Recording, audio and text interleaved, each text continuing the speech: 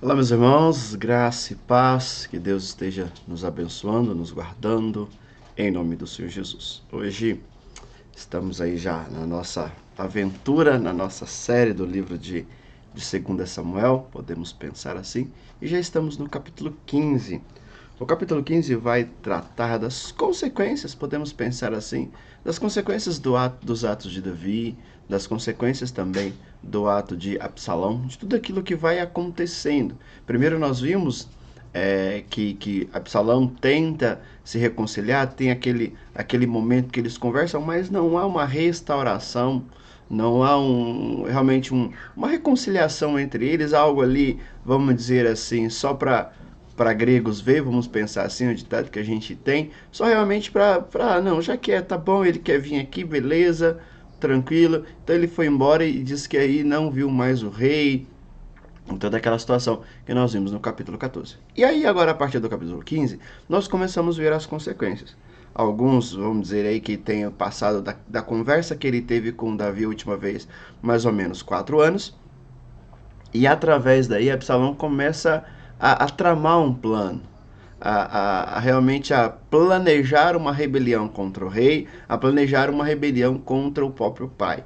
E aí começa aquilo que nós falamos, né, de conversas de corredores, daqueles papinhos, daqueles cochichos daqui, cochicho de lá. Então veio alguém para tratar com o rei e automaticamente nem todos conseguiam estar com o rei, era muita gente, né? Então alguns muitas vezes chegavam, não era atendido, ou a situação não era resolvido, deveria voltar outra vez, todo aquele processo. Então Absalão se colocou à frente disso e disse: Ah, se tivesse, ah, se fosse. Acho que muitos de nós já ouvimos essas frases.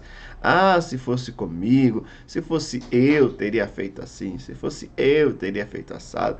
Você teria. Então, ele faz isso por um bom tempo mesmo, mais de anos ele faz isso, né, ali atraindo as pessoas, conquistando o coração das pessoas, dizendo que haveria uma melhor maneira, haveria uma forma melhor de lidar com aquelas situações, a qual seu pai não sabia. E em determinado momento, então, ele decide ir, né, a Hebron. O texto vai dizer que ele pede Davi para ir a Hebron, ele pede ao seu pai para ir a Hebron, porque ele precisava sacrificar, porque ele havia feito um voto, uma promessa, que se voltasse para a casa dos seus pais, do seu pai, em paz, ele iria lá sacrificar. Mas a gente sabe que isso tudo foi simplesmente uma mentira. Ele usa algo importante para o povo, ele usa algo que tinha um significado extremamente importante, que era a questão de ir a algumas cidades, né, para cultuar ao Senhor, para oferecer sacrifício ao Senhor, que era muito comum ao povo. E automaticamente o rei não iria proibi-lo. O rei não iria proibi-lo. Poxa, quer sacrificar ao Senhor, quer realmente agradecer ao Senhor por aquilo que ele tinha feito. Mas percebemos que ele usa algo bom, algo legítimo, algo santo, podemos pensar assim, separado realmente para o povo, para suas intenções, para fazer aquilo que ele gostaria. E aí é onde eu pego para mim e quero compartilhar com todos que nós precisamos tomar muito cuidado.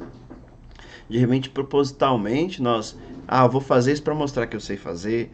Vou agir dessa forma para mostrar, olha, que eu sei fazer. Sabe?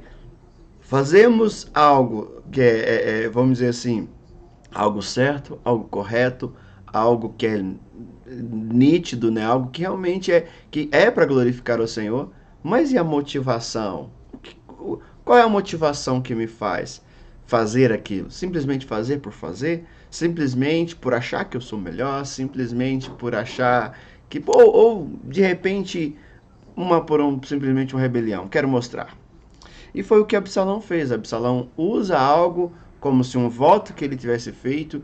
Se ele fez o voto ou não, o texto não deixa muito claro. Ele diz que o fez, mas se ele fez ou se ele não fez, ele usa tudo isso com princípios totalmente pecaminosos, com princípios totalmente errados. Por quê? Não podemos esquecer que Davi foi ungido pelo Senhor.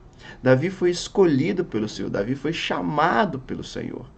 Então, nós percebemos as consequências, mas mesmo isso, Deus é tão maravilhoso em todas essas situações que Deus ainda não deixou Davi sozinho. E nós vemos um outro exemplo de um homem totalmente diferente, estrangeiro, Estrangeiro, que diz aqui no versículo 22. Então disse Itai, que era um estrangeiro que poderia ficar em Jerusalém e jurar fidelidade a Absalão, ficaria sem problema nenhum, mas ele decide em estar com Davi. Ele permanece fiel a Davi, mesmo em meio a toda aquela situação, meio em toda aquela questão. Não vamos entrar na questão quais são os propósitos, desígnios de Deus em relação a isso, que também daria um outro momento para a gente conversar sobre isso, mas o que eu pego hoje é a motivação de Absalão. Absalão pega algo sagrado, algo importante, algo nobre, para usar para os seus interesses, para usar para fazer as suas vontades. E nós? Será que já caímos nesse erro? Será que não precisamos também tomar cuidado para que às vezes não possamos estar fazendo o que fazemos, importante, algo bom, mas com a motivação errada? Então hoje quero convidarmos a realmente olhar as nossas motivações em nome de Jesus. Beijo no coração, fiquem todos com Deus em nome de Jesus.